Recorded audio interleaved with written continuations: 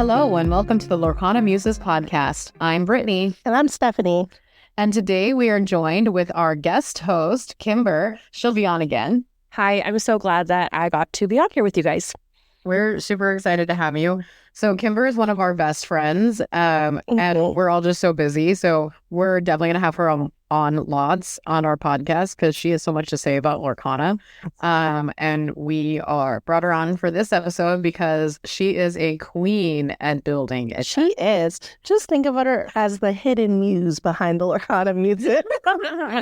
She's in the shadow. She's in the shadow. No, we're really excited she finally has time to be with us. And yes, she is the queen at deck building. She even comes prepared with stats, which is insane to me, but we love to see it. I'm a little bit of a numbers nerd, which kind of works because I'm a teacher. So I love figuring out the puzzle and the math behind building a great deck that works, even though I'm not perfect at it yet, but it's still a lot of fun.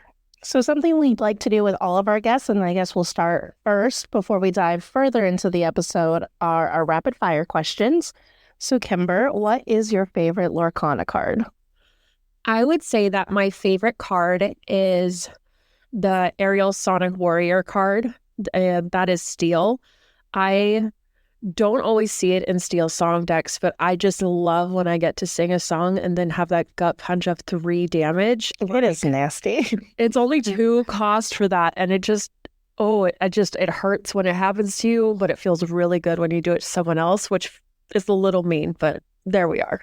And the fact that she has 8 willpower is also insane. Oh, for real. She's very difficult to get rid of. And she quests for 2. Yeah. Like, she's a queen. We love her. No, she was one of my favorites from Ursula's Return. She's still a staple for sure. Okay, what is your favorite color combination? So I really love playing Ruby and Sapphire. I love the card ramp, the card draw, and then just being able to get rid of stuff. And then I love Tamatoa. I know that's not a unique opinion, but he's so shiny. He's so shiny. And it's just so fun being able to go from 0 to 20 in a turn or 2. Yes. Fun. Because that's what it's like to play against me, Brittany. And I'm like, it's so fun. Yeah. No, Which do you hate more? Definitely Steel Song. I do not enjoy playing against Steel Song ever. I feel like I have a better matchup against all blue decks. Yeah. So like my deck is just fast, and so it generally does better against blue decks because they're slower. There's a special joy in ice cubing someone and then Sisuing them. Yeah, like, bye-bye. That's fair. I haven't been Sisued on iced in a while.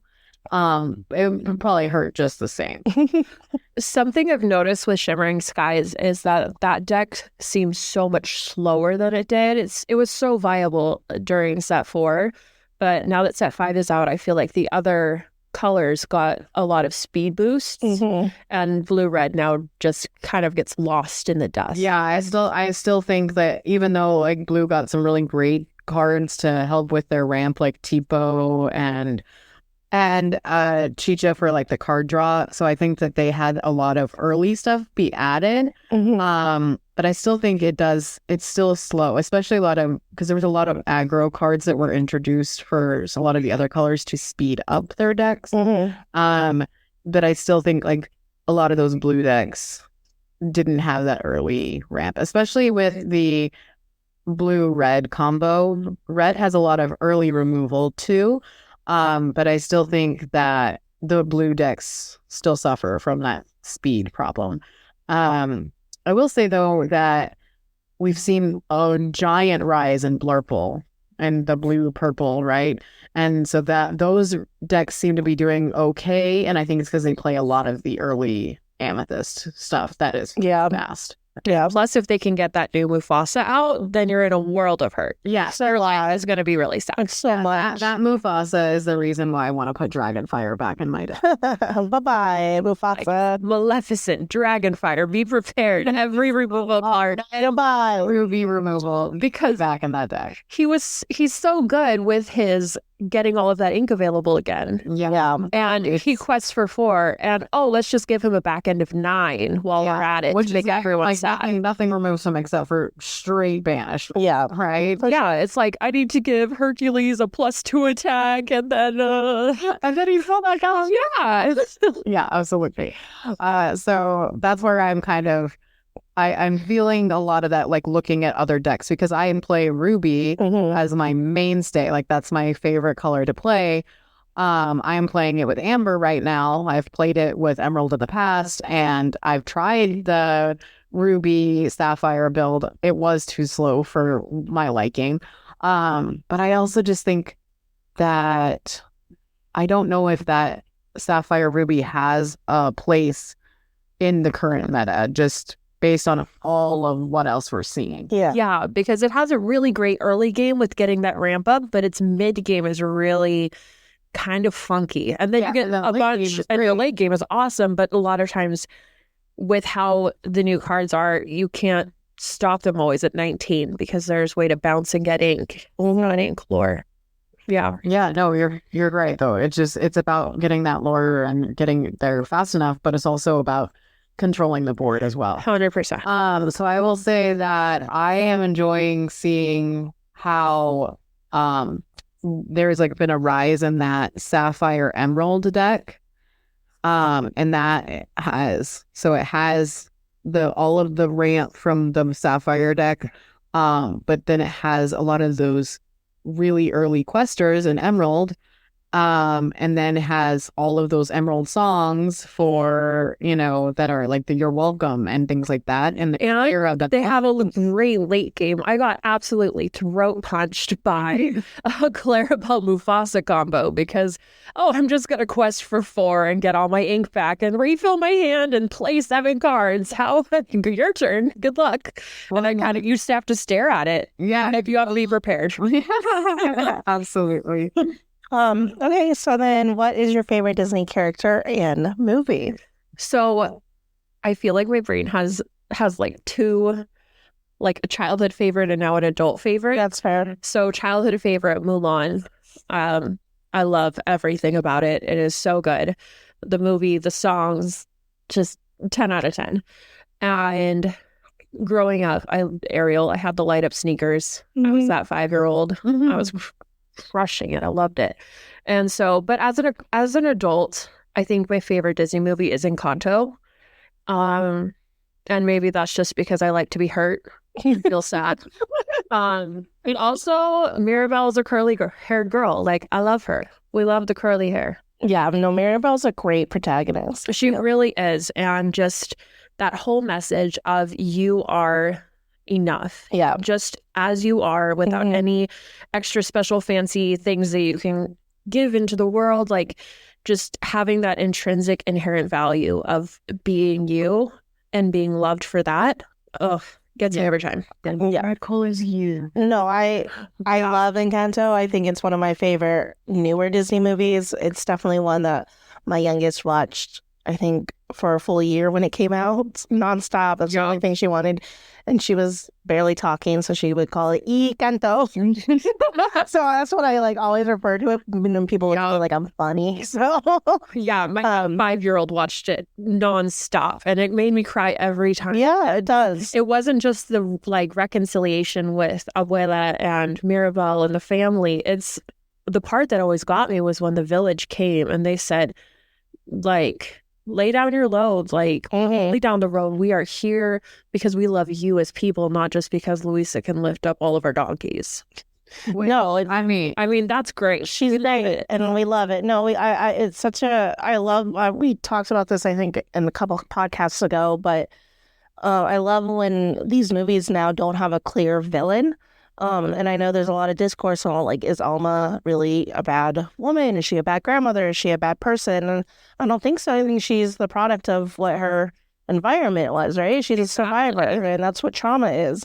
So I applaud Disney. I want more movies like that. I think that the main reason why she's not considered the full villain is because she realizes. Yeah, she changes at the end, and she apologizes, which don't get me started on that. So We don't have time for that in our podcast. no. I think about it and I'm like, would I have been able to do better if I was in that circumstance? So that's Absolutely. self-reflection.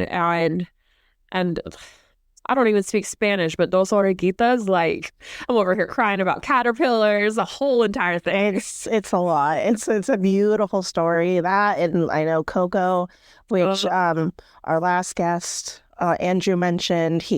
Coco's a great one. So I really hope they continue. I know there's been rumors that they're going to kind of go back to more of the levity of Disney and do easier stories to tell, but I really hope they continue telling these stories in these beautiful movies. And I think it's really important. Yeah.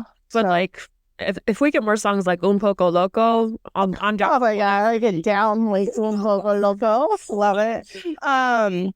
Well, kind of going back and talking about deck building and finding the right combination for you and what works. I know you've kind of found your home with Ruby Sapphire, and lately I've been playing Steel Song to Brittany's detriment. But I have finally found something that feels like home for Lorcana that really brings me joy. And I'm not playing the meta version because I didn't want to do that. So it's definitely more of an aggro version of Steel Song with Alana Dale, the Sleepy's flutes, and then I have Prince Naveen, and love the Kristoff cards, so I needed to have Kristoff in there. It's so beautiful. The artwork this set has been top tier.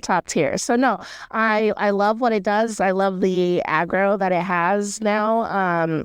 It's not winning me all the games, but I'm winning more with it. I've learned so much with Daryl kind of taking me under his wing and teaching me a little bit more about how to play competitively.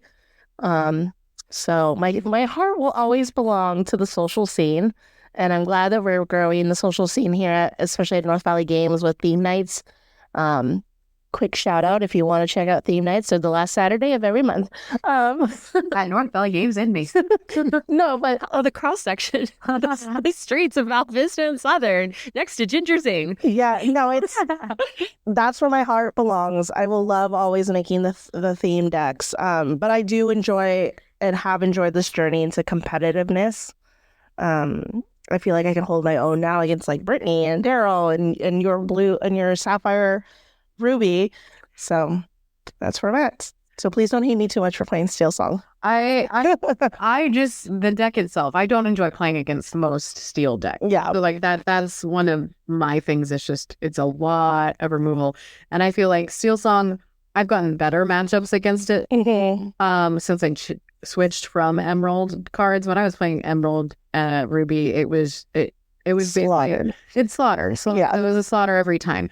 And so like my heart wants to go back to Christmas at some time, but not with the amount of Steel Song players that are around. So I still think that it will still be a bad matchup. And there's just so large of a percentage of our like locals play Steel Song, and although don't need to win all the time, I would like to not have that matchup constantly. Absolutely, yeah. I feel that way with Ruby Amethyst. If I have to see another Ruby Amethyst again, it might be too soon. Lapson just built a Ruby Amethyst.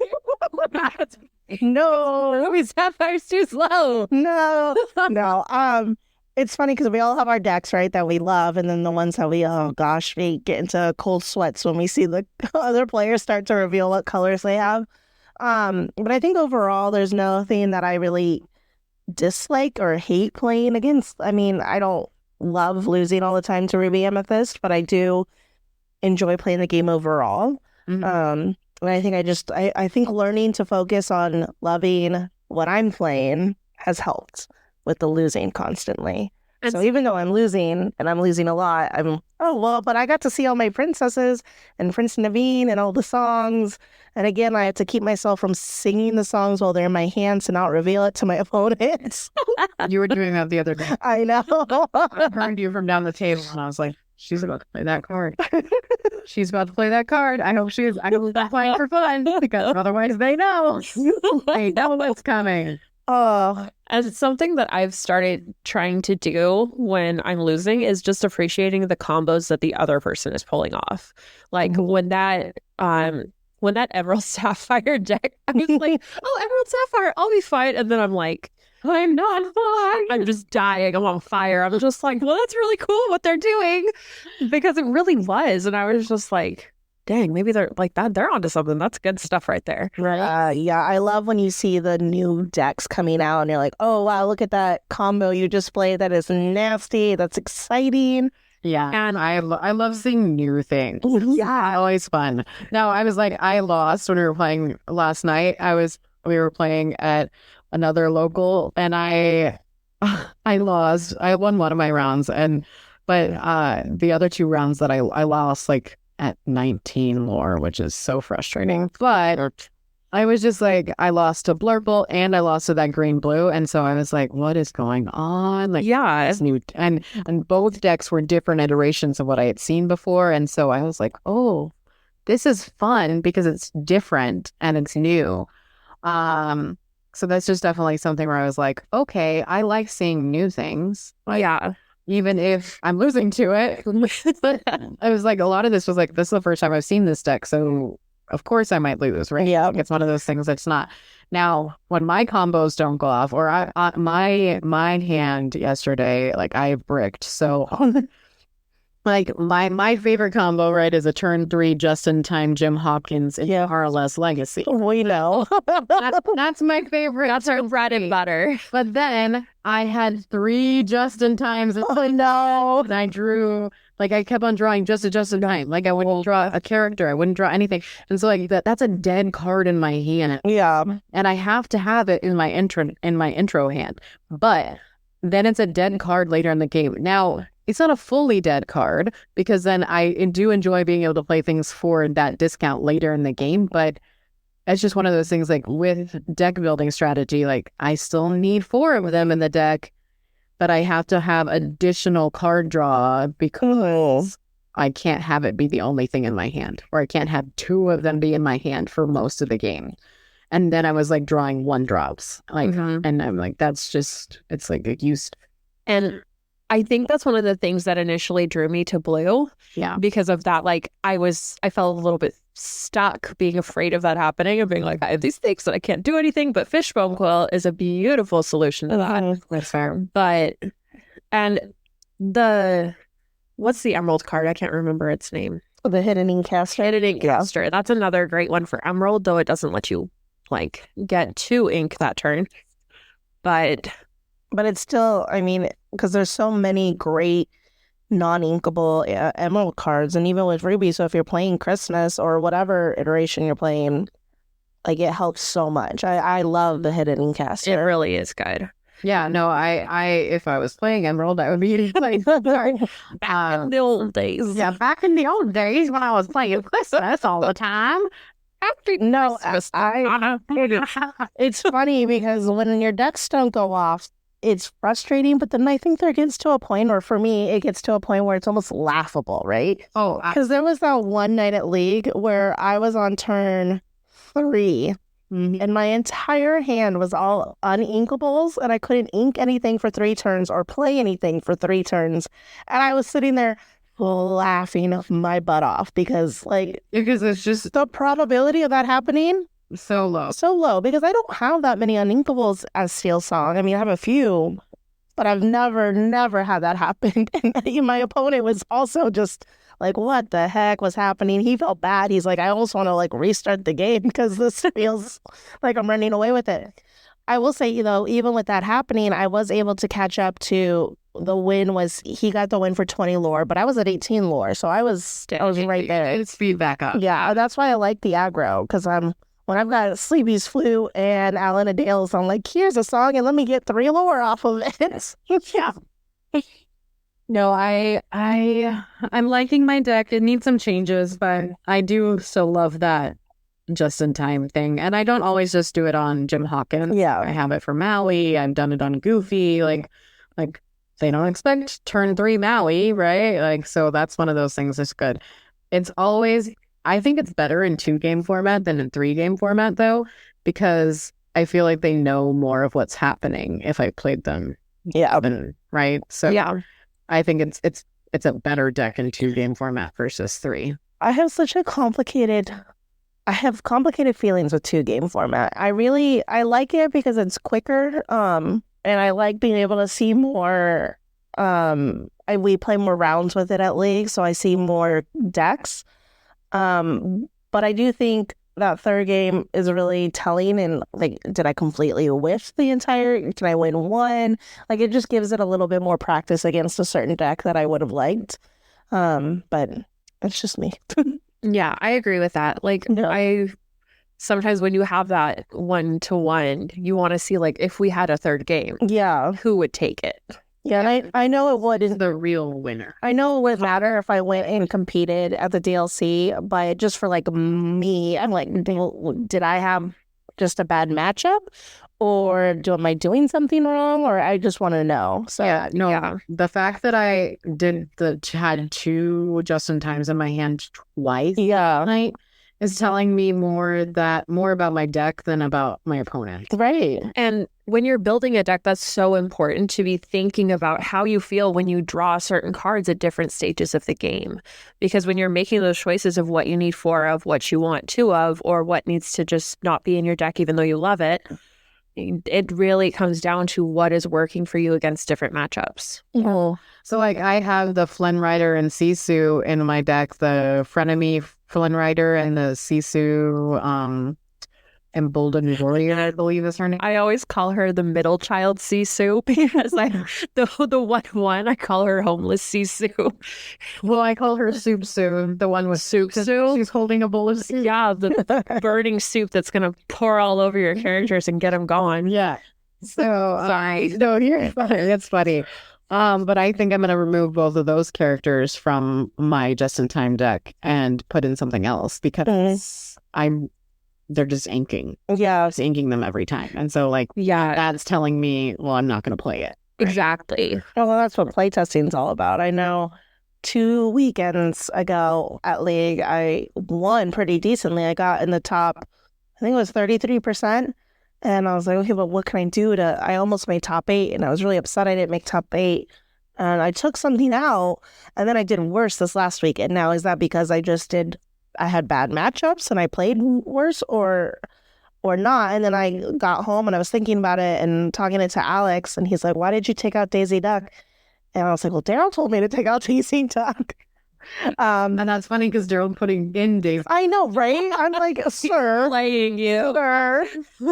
I think I see it. The self-sabotage here he's doing to me. But no, I was like, if I'm going to be a true aggro deck, I need to have her in. So I'm going to probably put her back in and see where that goes and tinker with some other things that wasn't working. But I think it's funny. I give Daryl always a hard time, but I always appreciate his advice because he's been playing competitively TCGs so much longer than I have. I've always just been a casual fan of Pokemon and a casual fan of Lorcana. But now I'm like, no, I want to compete and I want to hold my own and I want to possibly win a set champ. The way. Yeah.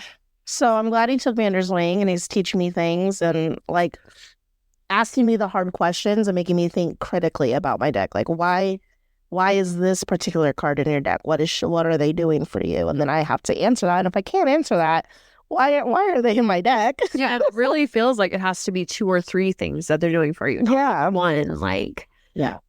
Like, So- think about Daisy, and she's such a strong card, not just because she quests for 2, not just because she's a 1-drop, but as much as it can give your opponent an upper hand getting that card draw, if you're playing against a Steel Song, for example, you might be getting rid of those songs that are about to kick her off the board. She made 3, and I only have 3, but all 3 copies of my Grab Your Swords go to the bottom of my deck, and I was so angry. So I'm like, well, no, I need her for the other Steel Song for the mirror matches. I think that was against me. Yes. That's so hot. I said, ma'am. Yeah, no, I Respectfully, no. yeah, I've lost many a location to that Daisy Duck. Yeah. So, well, and we saw her a lot in the first 2 weeks, and then And then everybody was like What is it? kind of iffy about her. yeah. So I think she's right back. And I she think come back. that there's a trend where when a new set comes out, figuring out that hyper aggro is kind of your first go-to. Mhm. But then you get those complex combos that have more answers for different situations. But that takes time to develop and figure out and see what other people are doing, figure out what you need to be able to respond to. Yeah, we definitely see that surge at the beginning and at the end of each set. Yeah. Of that act. At the end, people are like, hee hee, they forgot about me. And then they're just like, ha ha, I win. Speed to the wind. It's like never forget. Turn and burn. Yeah. Old turn and burn. Always keep brawling your deck. Something I want to pick both of your brains out. I know Brittany being a more competitive always player, and you, what would you describe yourself as? I don't know. Somewhere in the middle? Somebody who likes to try and compete when I can get a babysitter. That's so fair. Yeah. Oh, that's real. I feel that in my heart. Kind of going off of that, I'm not able to go to league as often as other people because I have kids and I have a husband and work and stuff. And I would love to make it work, but he's got a priority too where he wants to go play One Piece and we have to kind of juggle that a little bit. I'm sorry. He loves Lorcana too still, so we'll see. But anyways, I'm starting to feel like that imposter syndrome a little bit now being a more competitive player. And I noticed on some other Facebook groups that I'm part of that other females are starting to feel that way. And I was just wondering how you guys kind of deal with asserting yourself to like kind of be part of this quote unquote boys club, if you will, and play testing and your opinion is valuable to them and, you know, just kind of talking through cards and stuff. I just do it. I know. I'm just like, I just do it. I put myself in the conversation. I interject. Yeah. I don't wait to be heard. I am just heard. Like, I just make sure. I love that for you. I know. I was like, my therapist is working on that, okay? I mean, it might come across as pushy sometimes, but it's also like, that's exactly how they are. Yeah, It's true. So you just have to put yourself there. Now you can like wait and like not like interject right in the center. right. But you're always going to have something to say with what they're saying, right? Right. So even if, yeah, they might roll their eyes or something, but the more you do it, right, the more likely they are going to be listening to you. I know that's something, I know I just joked about my therapist. That's definitely something I'm working on personally trying to be more open about. I know I've talked a little bit on this podcast about anxiety and I have generalized anxiety disorder. I'm also on the autism spectrum. And so I want to be more open about that because I do feel like there have been listeners that have come to us saying like, thank you for talking about anxiety and card playing. So this is really outside of my comfort zone to say, but I have all these thoughts in my head when I'm trying to talk to the more competitive players, and a lot of them are men. I mean, like that's just the reality of it. And I think a lot of that comes in because of other TCGs. Yeah, I mean, I'm so used to coming from Pokemon, right, Yu-Gi-Oh, Magic, games that have years and years of players with years and years of experience. Yeah. And Lorcana is the first card game that I've been like, okay, I can actually see myself doing this because I feel like I know the backstories of the characters because I grew up with them. And the mechanics are fun and it's something that my friends like to do. And all of that combines into becoming all of that combines into just being something I like. But I absolutely agree. It can be really daunting to almost give yourself permission to be knowledgeable about it, to be loud about it. Loud about it. Yeah. So maybe I just need to like shadow Brittany and be like, teach me your ways. Yeah, and I mean, I don't even try to like I say just be there, but it's about proximity. It's about interjecting. It is about listening too. Like right. I feel like as women in general, we are better listeners. Yeah.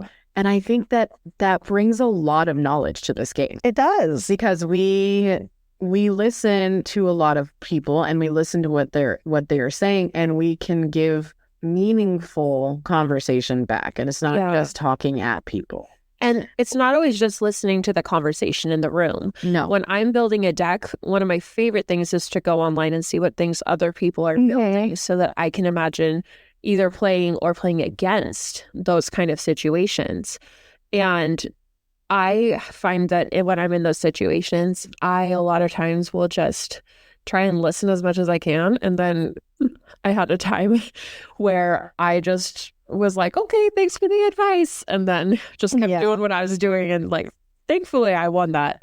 But yeah, I think that I'm working on it. And I will say, I think Alex, and I know Brittany, you've mentioned you've noticed a difference in me just because of working on myself and all that. But I do think Lorcana has helped a little bit too, because starting to go to League, I was really quiet. I feel like I was always like the friend that tagged along with Brittany and Daryl. And now I don't, it doesn't matter that they're not there, or you're not there, or my husband's not there. I can just go in and say, hey, I know you guys, and let's chat up and talk, and let's talk about this card, and I have these things for trade. And something I love about what this card game has done for me personally is opened me up to so many experiences, and I think helped me come out of my shell a lot more. So I just need to work on the more assertiveness part of it, so I can be a part more, because I do want to be a part of those competitive, like the play testing. I do. I want to be like, and maybe I don't need to be invited, and that's fine. But being able to say like, hey, I want to go, and I've never been able to like bridge that gap. I want to, but I can't. Like, I'm not online as much, right? Yeah. I'm not on the Discord very much. I am in all of the groups. I'm in all of them, and I intermittently see who's in there because I just don't check. Yeah. But that's also because I see everybody in person so much, and I do so much better in person than I do online. And I know that you're the complete opposite of that, because like I have more anxiety trying to figure out how to write a message to a person online versus having a conversation with them in person every day of my life. So that's where I'm like, I would rather have I at work I will walk to another person's classroom instead of sending them an email, because I am just like, this is faster. It's faster. It's more efficient. And I get exactly what I want out of the conversation. Yeah. Exactly. There's no like misread nothing. words. Nothing is like read. I know there's body language. There's tone. I am right there in that proximity, and that's how I feel about playing too. Yeah. Like, I do not enjoy playing on a computer. Like, come on, when there were online clients and things for this game, and also playing on webcam and things like that, that is not the way I enjoy playing. No. Like, I get so much out of a person, like watching how they play. I guess that's also part of it, is like, I get so much of what's happening next in the game because I watch the person play. Yeah. Just the cards. It's funny. I'll listen to my husband playing, and I can tell whether he's playing me or if he's playing across the room. I can tell from the tone of his voice how good his hand is. Because when he's very loud and proud telling you what his next steps are, like, it's a good day. Yeah, that's so fair. Like, then I do this and this and this. You whiffed. I will say, I think I like to talk to people online more. I think I'm more brave that way in inserting myself into the conversation. Playtesting is a different story, because I do, as somebody who does have autism, I am constantly reading body language and social cues to like, okay, now what? Are you mad? Are you angry? So I do like playtesting, because now I know if the person is like feeling anxious or they're not feeling anxious or whatever. And then I feel like I get to know that person a little bit better, which I think is what helps me going out every Friday to play Lorcana and getting to know these people and forming relationships with these people. And so I think the moral of all of this is I want to be more outspoken about, I want to go to the competitive play testing, and I want to talk in the little Discord sub thread that says competitive. I'm like, I share videos. Like, I want to go to there. It's so funny because I'll share videos because I watch those videos. There's so many amazing content creators out there that share the competitive scene of Lorcana, and I share those videos on that competitive subthread all the time, and just wait, like maybe somebody will comment on this video and then I can interject, and then it doesn't happen, and I'm like, oh my God. Yeah. How do I start a conversation? And it's so funny because like I'm in that and I see you post videos and I don't watch them because I don't watch anybody's videos. Right. Right? Like, I don't watch anybody's videos. Like, I will watch some of our content creator friends' videos. Yeah. I will watch them, but I won't watch them like because they're in some feed. I'll watch them because like, hey, I know that creator. But I will not watch them with any sort of expediency whatsoever. I will listen to podcasts. I will. And I'm waiting for her to still read a book that came out in January. So listen. I will listen to podcasts. I will read blogs. Like I'm so much better at like short little bursts of things. Yeah. Unless but I feel like I'm overwhelmed with the amount of Media. content and media all the time. And I was like, Lorcana is one of those things that I could not have to be connected to. Like I can play device, yeah. I can be it in person. And I feel like that's because I am so outgoing, I have become more introverted as more technology has come out because the technology itself overwhelms me. Like the social side of technology is overwhelming. Yeah. Something I love so I kind of have the opposite where like all of the communication like overwhelms me, but I love getting to play online because I have this anxiety, this fear that I'm going to bring a deck and I'm not sure how it's going to do. And then it's just complete garbage. And I've wasted my one night of the week that I'm able to play on a trash deck. Yep. And so I love the idea of being able to like play even against someone that maybe I don't know. Maybe we're connecting with some kind of online client that lets use a webcam, and I can then spend my in-person time playing Lorcana, playing a deck that I really enjoy playing, instead of trying to work out the funkiness. Yeah, I feel that too. As someone who also is only able to play usually one night a week, I don't love the webcam, but I also like what it does for being able to practice more, because then poor Alex, I'm like, you have to make this kind of deck and this kind of deck and this kind of deck just so I have practice against them. Really? Anyways, it's a whole thing. And he's happy to do it. I think he seems happy to do it, but loves to do anything for you. The webcam at least allows me to then play against people that I'm like, okay, I can practice a little bit more. So then when it comes Friday, I have a solid deck that I'm really excited for, and then I can actually see how it does. Yeah. So I totally get that. But yeah, I my goal, it's funny, I keep sending these little goals, and that's definitely something I've been working on in therapy. But I want to be more vocal in that competitive sub thread. So I'm working on it. The videos have been a start. Now I need to talk about the videos and maybe just start replying to people. Yeah, well, you can be like, hey, I like this because XYZ. Yeah. Like, share the video, but also give context. Why? Yeah, no, that's fair. So I'll start doing that more. And then I think just talking to them too, because I'm started talking a lot to Josh, and I know he's a little bit more of a competitive player. Daryl obviously is. You are.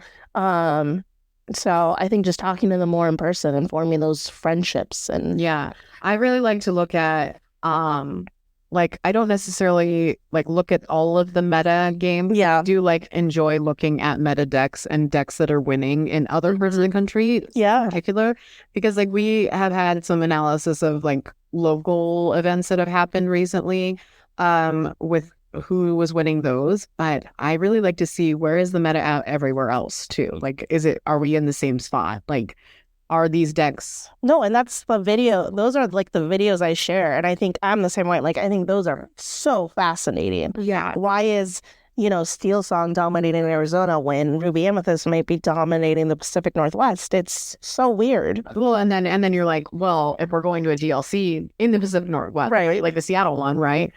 Are there going to be a lot of Ruby Amethyst, or are the Steel Song players going to travel there? Right? Yeah. So, and it's just so interesting to see how all of these different people take these cards that we have access to, and they can just create decks that are so unique and so fun to play or play against, and how you really you never know how it's going to play out. And that's what makes it so fun. Yeah. So I mentioned this in the last episode with Andrew, but I was saying how even though like the Street Rat night that we had where we played with only commons and uncommons was just a silly one-off game, I really enjoy deck building. And I enjoy deck building not just because I'm looking for the win. I really enjoy deck building because it makes me think about all the cards that are available.